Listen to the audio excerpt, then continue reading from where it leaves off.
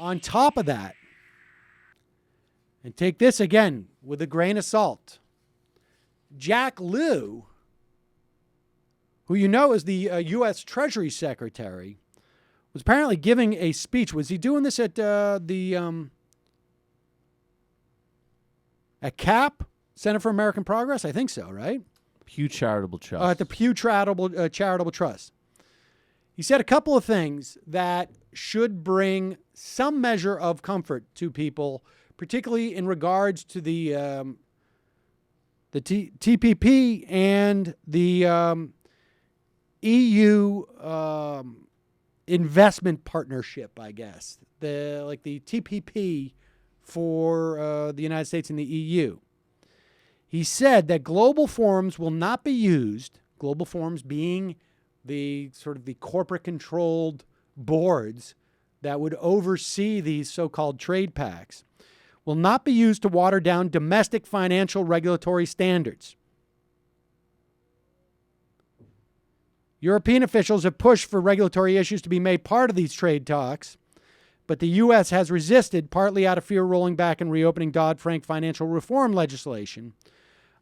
He said, let me be clear, we will press other jurisdictions to match our robust standards, including Europe and across Asia. So let me just add fairly robust. He also reiterated that he supports the Volcker rule as developed by regulators. He said it will prohibit risky trading bets like the London whale.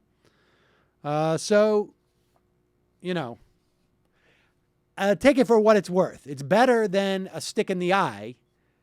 At least the U.S. Treasury Secretary is saying, we're not looking to have our financial regulations watered down by some corporate board because we're in a so-called trade deal. Now, with that said, then show us the documents in the TPP or in this EU trade deal, and let's do it without fast track. Finally, I want to make one more point on this. 3 Wall Street trade groups have sued the Commodity Futures Trading Commission on Wednesday in hopes of beating back tough overseas trading guidelines they fear could hurt markets and cut profits. This is, I believe, slightly different from, although it may have something to do with that Volcker rule. The lawsuit aims to stop the CFTC from what they described as an unceasing effort to seize authority over global swaps by publishing hasty, unpredictable advisory documents instead of issuing formal rules. They are claiming that they're failing to... We have talked about this in the past. I think we had a long interview with Haley Sweetland Edwards talking about how Dodd-Frank has been attacked by such lawsuits. But I want to make something clear. This is being brought in the U.S. District Court in D.C., the same court that the Republicans were holding up nominations for, that is now going to see 3 new presidential nominees sitting on that court, bringing the number 7 to 4 in favor of at least Democratic-appointed judges. If you have the administration pushing for these regulations, you have the U.S. Treasury Secretary pushing for these regulations. Hopefully, these judges that they're appointing, as corporatists as we sort of have to accept that we're going to get, are going to support the regulatory authority of the CTFC in this case. That is why sitting judges, nominating and confirming them, getting them confirmed, is so important.